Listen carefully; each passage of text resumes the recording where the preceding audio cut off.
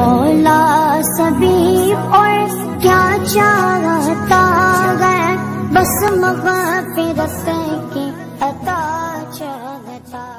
یہ قربانی والا مہینہ بھی کہلاتا ہے عید الاضحیٰ والا مہینہ، قربانی کی عید والا مہینہ۔ یہ دو کام قربانی اور حج اس مہینے کی پہچان ہے۔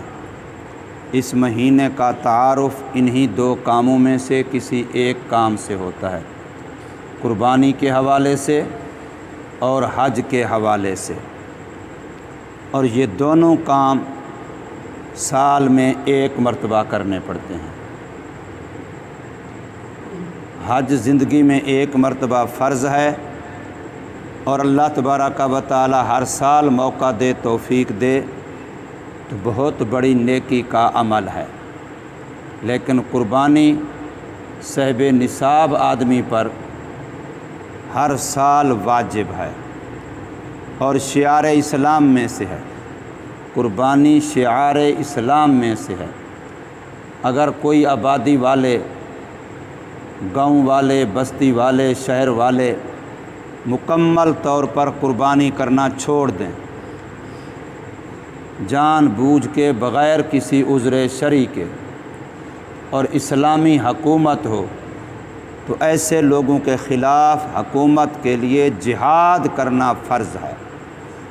ایسے لوگوں کے خلاف حکومت کے لیے جہاد کرنا فرض ہو جاتا ہے کہ یہ لوگ شعار اسلام کو چھوڑ چکے ہیں، اسلام کی ایک نشانی اور علامت کو چھوڑ چکے ہیں۔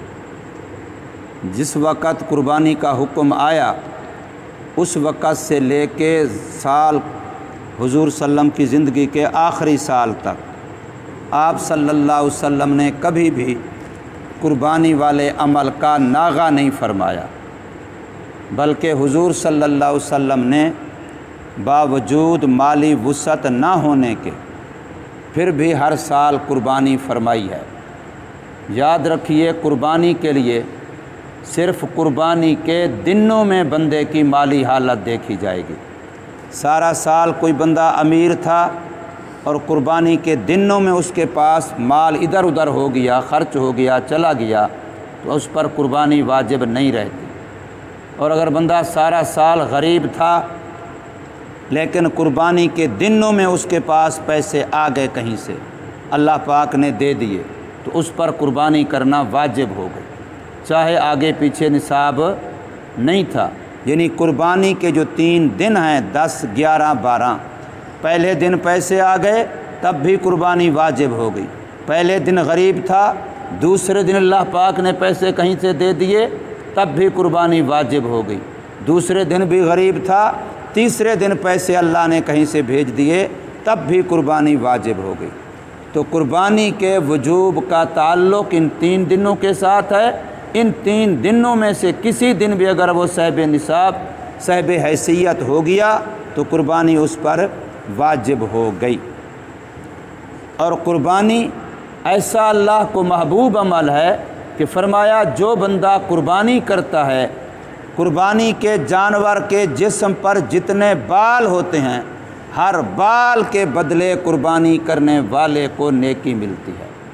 اور قربانی کے جسم کے بال کوئی بندہ گن نہیں سکتا، تو اس کا مطلب یہ ہوا کہ قربانی کرنے والے کو اتنی نیکی ملتی ہیں کہ جن نیکیوں کو کوئی گن نہیں سکتا، بے شمار نیکیاں ملتی ہیں۔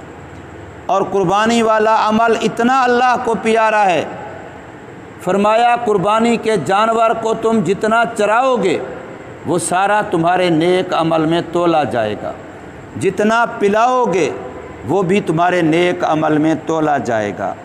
تم قربانی کے جانور کو کھلا لمبی رسی کے ساتھ باندھا کرو، وہ جتنے قدم چلتا پھرتا رہے گا ہر قدم کے بدلے تمہیں نیکی ملے گی۔ قربانی کا جانور تمہاری خوراک کھانے پینے کے بعد جو بول و براز کرے گا، پیشاب پخانہ کرے گا، وہ بھی قیامت کے دن قربانی کرنے والے کے نیک اعمال میں تولا جائے گا۔ فرمایا جب تم قربانی کو اللہ کے لیے ذبح کرو گے قربانی کے خون کا قطرہ زمین پر بعد میں گرے گا، اللہ اس کو اپنے ہاں پہلے قبول کر لیتا ہے۔ اللہ اس کو اپنے ہاں پہلے قبول کر لیتا ہے۔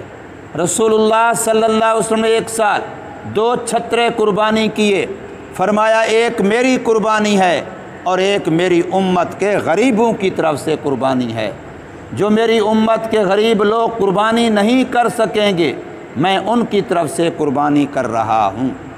اور حجۃ الوداع کے موقع پر رسول اللہ صلی اللہ علیہ وسلم نے اپنی بیویاں، ساری بیویاں حضور صلی اللہ علیہ وسلم کی جو اس وقت تھیں، وہ سب کی سب حج پر ساتھ تھیں، کوئی ایک بیوی بھی پیچھے مدینہ طیبہ میں نہیں رہی تھی، ساریاں حضور صلی اللہ علیہ وسلم کے ساتھ تھیں۔ حضور صلی اللہ علیہ وسلم نے بیویوں کی طرف سے گائے کی قربانی کی اور حضور صلی اللہ علیہ وسلم نے اپنی طرف سے 100 اونٹ کی قربانی کی۔ اور مشکات شریف یہ میرے پاس رکھی ہے، اس میں حدیث موجود ہے کہ ایک گائے بھی 7 آدمیوں کی طرف سے قربانی ہو سکتی ہے اور ایک اونٹ بھی 7 آدمیوں کی طرف سے قربانی ہوتا ہے۔ ایک گائے بھی 7 آدمیوں کی طرف سے اور ایک اونٹ بھی 7 آدمیوں کی طرف سے قربانی ہوتا ہے۔ گویا 100 اونٹوں میں 700 قربانی ہوئی۔ میرے آقا صلی اللہ علیہ وسلم نے اکیلے اپنی طرف سے 700 قربانی کی ہے۔ آج دنیا میں بڑے بڑے امیر موجود ہیں اور بڑی بڑی قیمتی قربانیاں کرتے ہیں، خصوصاً ہمارے فیصل آباد میں تو مقابلہ ہوتا ہے، لاکھوں کی قربانیاں کی جاتی ہیں۔ میں نے کئی مرتبہ بتایا، یہاں الامین مسجد ہے ستیانہ روڈ پر، وہاں کے حاجی سعید صاحب ہیں، وہ ہر سال 100 قربانی کرتے ہیں اپنی، ہر سال 100 قربانی۔ کچھ بکرے ہیں، کچھ چھترے ہیں، کوئی اونٹ ہے، کوئی گائے ہے، کوئی بھینسا ہے، یعنی وہ 100 قربانی کرتا ہے اکیلا ایک آدمی۔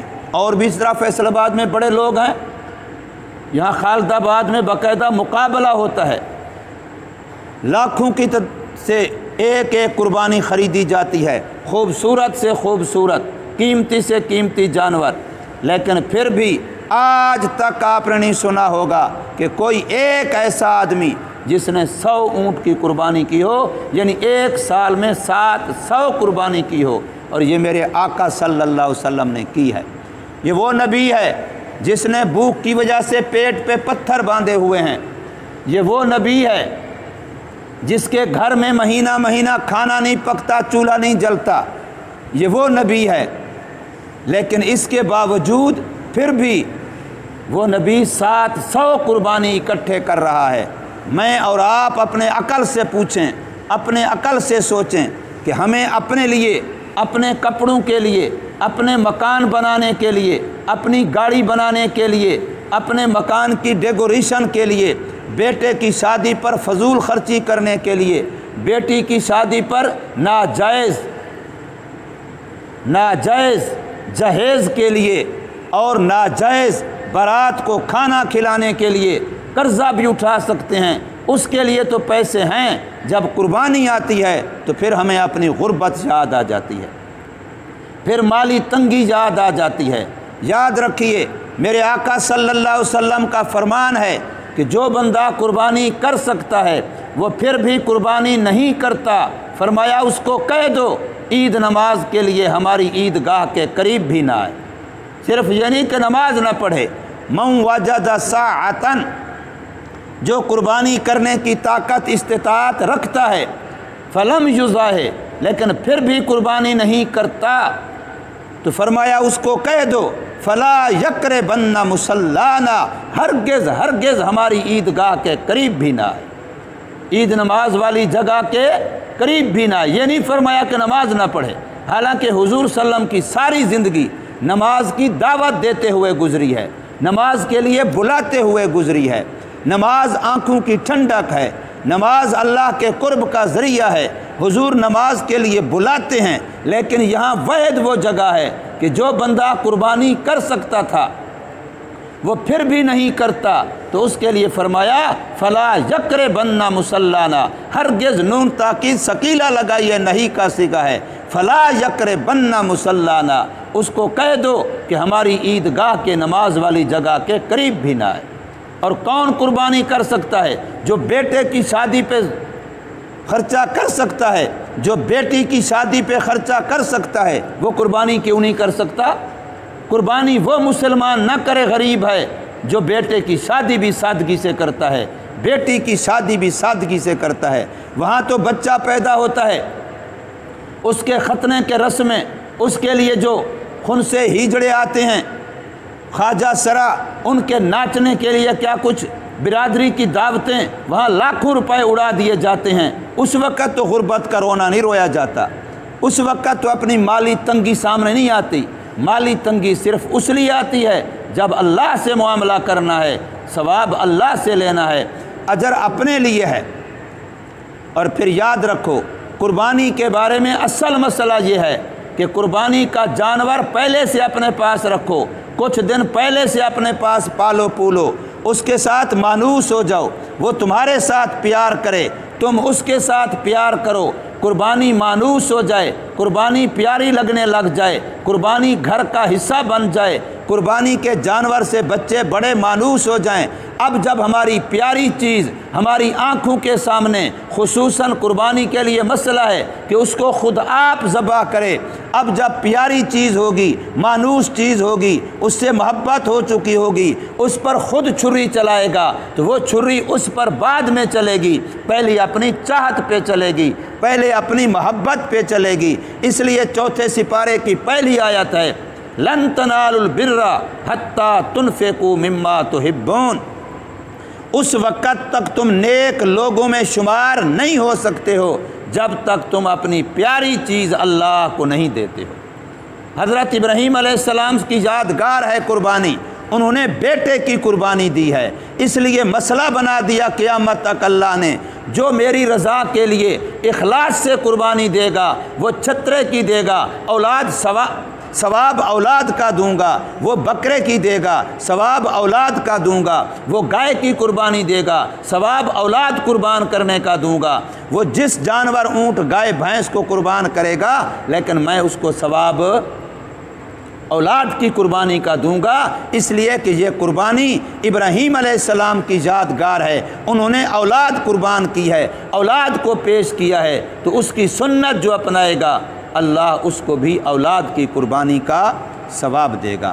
اس لیے قربانی کرنے میں مسلمانوں کو پیچھے نہیں رہنا چاہیے۔ سال کے بعد ہے، اپنی آخرت کے لیے ہے، اپنے لیے ہے، کسی کے لیے نہیں ہے، احسان کے لیے نہیں ہے، صرف گوشت کھانے کے لیے نہیں ہے، لوگوں کو دکھانے کے لیے نہیں ہے، وہ جی نہیں کروں گا تو فلانے کیا کہیں گے، محلے دار کیا کہیں گے، وہ جی بچے مجبور کرتے ہیں اس لیے کر رہا ہوں، نہیں، اللہ کے لیے کر رہا ہوں، اللہ کو راضی کرنے کے لیے کر رہا ہوں۔ اللہ تبارک و تعالی ہمیں سمجھ نصیب فرمائے، عمل کی توفیق دے۔